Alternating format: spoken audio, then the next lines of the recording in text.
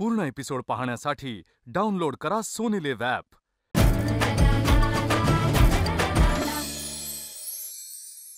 नमस्कार, मी मधुरा।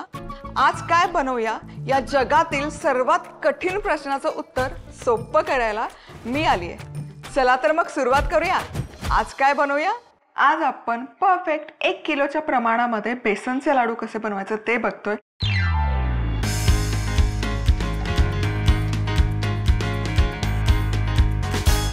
हे लाडू बनवताना पाणी दूध न टाकता दाणेदार होणार, त्याच सोबत रेलत नाही किंवा बसत नाही, चपटे होत नाही, असे परफेक्ट कन्सिस्टन्सीचे लाडू आपण बनवतोय। तर इथे ना अर्धा कप माझ्याकडे चणा डाळीचं पीठ आहे। हे पीठ विकत आणलेलं नाही, हे पीठही मी घरी बनवलं। तर हे पीठ कसं बनवलं?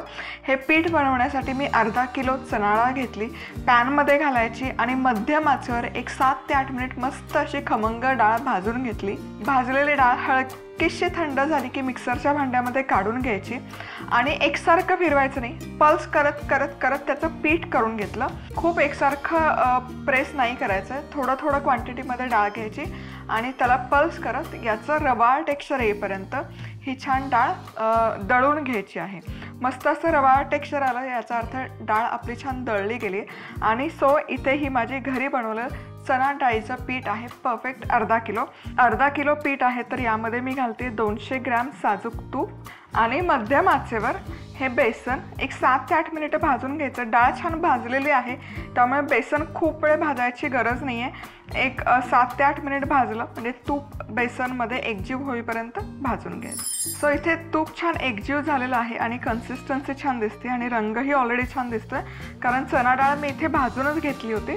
आता यामध्ये ना मी 200 ग्रॅम साजूक तूप म्हणालेले आहे, पण 200 ग्रॅममधलं 50 ग्रॅम साजूक तूप मी कायम काढून ठेवते।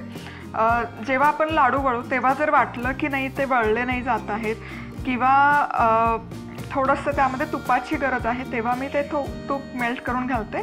सो आत्ता मी 150 ग्रॅम साजूक तूप घातलेलं आहे आणि वाटलं मला तर मग मी थोडंसं ॲड करेल लाडू वळताना। आणि इथे तुम्ही बघू शकाल मस्त असं हे पीठ छान भाजून झालेलं आहे। आता गॅस बंद करते आणि मस्त ऑलरेडी असं रवाळ दिसतंय। हे तूप मी आणखी घालणार नाही आहे, कारण जे तूप घातलं ते पुरेसं आहे। आता हे मिश्रण हलकंसं कोमट आहे, खूप कडकडीत थंड केलेलं नाही आहे। या स्टेजमध्ये यामध्ये मी घालते 300 ग्रॅम पिठी साखर। सो ही पिठी साखर करण्यासाठी काय केलं, 300 ग्रॅम साखर घेतली आपली रेग्युलर, त्यामध्ये मी घातली आहे वेलची पूड आणि मिक्सरच्या भांड्यामध्ये घालून छान अशी पावडर करून घेतली आणि यामध्ये घालूयात वेलची पूड आणि हे सगळं एकजीव करून घेऊयात आधी मिश्रण। सो अर्धा किलो चणा डाळ, 300 ग्रॅम साखर आणि 200 ग्रॅम साजूक तूप असं हे परफेक्ट प्रमाण होतं 1 किलोचे लाडू बनवण्यासाठी। हे मस्त असं मिश्रण एकजीव झालेलं आहे। आता आपण लाडू वळायला घेऊयात। मुठीमध्येच मी मुठीच्या प्रमाणातच लाडू वळते, त्यामुळे लाडू एकसारखे बनतात। तुम्हाला हवं असेल तर एखादी छोटी वाटी मेजरिंग कपच्या प्रमाणामध्ये तुम्ही हे लाडू वळून घेऊ शकता। यावर मी लावलेला आहे मनुका।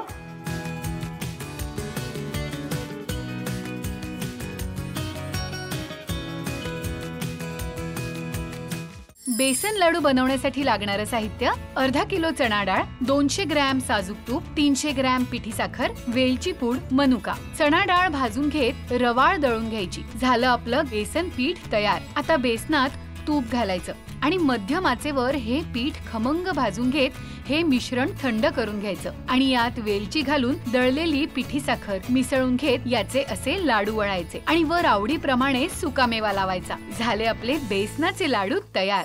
आज आपल्यासोबत गेस्ट नाही तर आज माझ्यासोबत आहे भाऊजाई आणि ती तिच्या प्रोफेशनल लाईफमध्ये तिचे कॉर्पोरेट लॅडर फास्ट झपाझप चढतीये, पण ॲट द सेम टाईम कुठेच फॅमिली लाईफ कॉम्प्रोमाइज न करता। आणि एक गोष्ट खूप आनंदाने आणि कौतुकाने मी सांगेल की भाऊ कायम पाठीशी असतातच, पण आमच्या फॅमिलीमध्ये भाऊजाया तितक्याच हक्काने आणि कायम पाठीशी उभ्या असतात। सो श्वेता, अगदी औपचारिकपणे आज तुझं या भागामध्ये खूप मनापासून स्वागत। थँक्यू। येस, आज काय बनवतोय? आज म्हणजे तसं बघायला गेलं तर अगदी ताटामधला आपण म्हणू तर तसा दुर्लक्षित पदार्थ, पण तितकाच महत्त्वाचा म्हणजे आपण आज कढीपत्त्याची चटणी बनवणार आहे।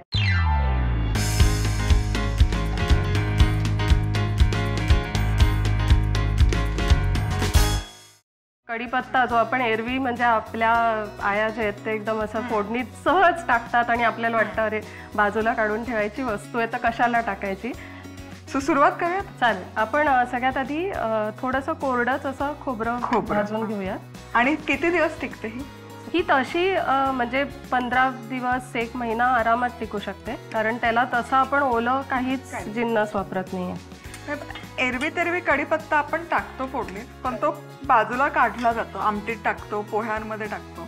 पण हा एक खूप छान ऑप्शन आहे की ज्याद्वारे डायरेक्ट कढीपत्ता आणि टेस्टी वे. आणि मुलांना कळत नाही मेन म्हणजे की कढीपत्ता आपण खातोय. हे छान आता आपलं असं थोडं लालसर आणि इवन वासावरनं कळतं ना भाजून झालेलं आहे खोबरं छान. हे थोडं आपण बाजूला काढू.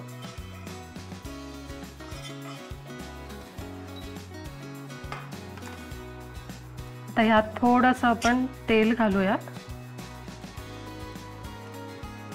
तर इथे तेल घेतलंय. आता आधी डाळवं त्याच्यात घालतो. पंढरपुरी डाळ आहे, सो जितकं खोबरं घेतलं त्याच्या अर्ध्या प्रमाणात आपण डाळवं घेतलं. आणि हेही प्रोटीनचा एक खूप चांगला सोर्स. एक्झॅक्टली. आणि थोडंसं म्हणजे कढीपत्त्याची टेस्ट कडवट असते ना, मग ती बॅलन्स व्हायला ह्या सगळ्या गोष्टी. मस्त खमंग असं हे पण तळून झालंय आपलं डाळ. डाळ पण आपण वेगळी अशी बाजूला काढूयात. आता ते आहे त्याच तेलात आपण थोडेसे तीळ, ते जिरं पण घालूयात तळून. अगदी थोडंसं जिरं घातलंय, चमचाभर. जिरं घालणं अगदी ऑप्शनल आहे, नसेल घालायचं नका घालू. येस. तिळही छान असे खमंग भाजून झाले, तर हेही काढूया. हो. आता ह्याच्यात आपण लसूण, म्हणजे मगाशी मी म्हटलं तसं हार्ट हेल्थसाठी कोणी लसूण घालतं कोणी घालत नाही. आता मी नॉर्मली खोबरं म्हणजे खोबऱ्याचा वापर कमी करायचा हार्ट पेशंट असलं की, त्यामुळे मग खोबऱ्याच्या ऐवजी कमी प्रमाणात घातलं तरी चालतं. आणि लसूण एनिवे हार्टसाठी चांगला असतो, बीपी कंट्रोल करण्यासाठी चांगला असतो, हे सगळ्यांना माहिती आहे. आणि तीळ आहेत त्यामध्ये कॅल्शियमचं प्रमाण खूप जास्त प्रमाणात असतं, म्हणजे दूध पिण्यापेक्षा तीळ हा एक खूप हेल्दी ऑप्शन राहतो कॅल्शियम. म्हणजे ही चटणी ताटात आपण साईडला अशी खायला घेऊच शकतो. पण मला अजून एक त्याचा मी म्हटलं तसं रिसेंटली फायदा झाला, म्हणजे आपण भाज्या टाकताना कांदा खोबरं वापरायचं नसेल, एस्पेशली खोबरं वापरायचं नसेल तर प्रोटीन्स जे आहेत म्हणजे बीन्स वेगवेगळ्या प्रकारचे, ते तुम्ही ह्याची पावडर घालून सुद्धा बनवू शकता भाजी, आणि छान म्हणजे चवीला मस्त होतं. एक वाटण म्हणून वाटण त्याचा वापर करू शकतो आपण. म्हणजे भेंडी जर परतली तर सगळ्यात शेवटी हे 1 चमचा 2 चमचे टाकले तर त्याला चवही छान येईल आणि एक टेक्स्चर जे म्हणतो तेही छान ऍड. हे पण झालं आहे. लसूणही छान तळून झालं. आम्ही ते सुरुवातीला 2 चमचे तेल घातलं होतं ना, तेवढंच तेल आहे, त्याच्यावर अजिबात तेल वापरलेलं नाही. आणि हे विदाऊट ऑइलही तुम्हाला करायचं असेल ना तुम्ही करू शकता सुक्क भाजून. आता कढीपत्ता.